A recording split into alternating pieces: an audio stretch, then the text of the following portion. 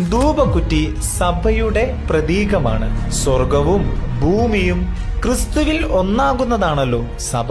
ധൂപക്കുറ്റിയുടെ താഴത്തെ തട്ട് ഭൂമിയെയും മുകളിലത്തെ തട്ട് സ്വർഗത്തിന്റെയും പ്രതീകമാണ്. അതിലെ കരിയാവട്ടെ പാപം നിറഞ്ഞ മനുഷ്യവർഗത്തെയും, അഗ്നി പാപികളെ ശുദ്ധീകരിക്കുന്ന പരിശുദ്ധാത്മാവിനെയും, തീക്കനൽ രൂപാന്തരപ്പെട്ട മനുഷ്യനെയും സൂചിപ്പിക്കുന്നു. അതിന്റെ 4 ചെങ്ങലകൾ ലോകത്തിന്റെ 4 ദിക്കുകളെ, അതായത് സൃഷ്ടിയുടെ എല്ലാ ഭാഗത്തെയും കുറിക്കുന്നു.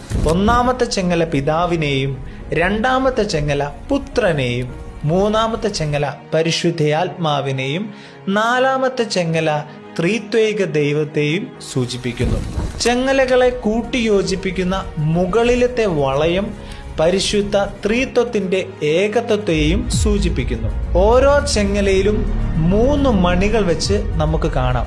മൊത്തം 12 മണികൾ. ഈ 12 മണികൾ 12 അപ്പസ്തോലന്മാരുടെ സാന്നിധ്യത്തിന്റെയും മണികളുടെ ശബ്ദം അവരുടെ സുവിശേഷ പ്രഘോഷണ പ്രഖ്യാപന ശബ്ദത്തിന്റെയും പ്രതീകമാണ്. അഗ്നി കരിക്കട്ടയെ എരിയിച്ച് കുന്തിരിക്കം അഗ്നിയിലുരുകി അന്തരീക്ഷത്തിലേക്ക് ഉയരുന്ന സൗരഭ്യ ധൂപം മനുഷ്യരുടെ സൽപ്രവൃത്തികളെയും ആരാധനയെയും പ്രാർത്ഥനയെയും ദൈവസന്നിധിയിലേക്ക് എത്തുന്നു എന്നതിനെ സൂചിപ്പിക്കുന്നു.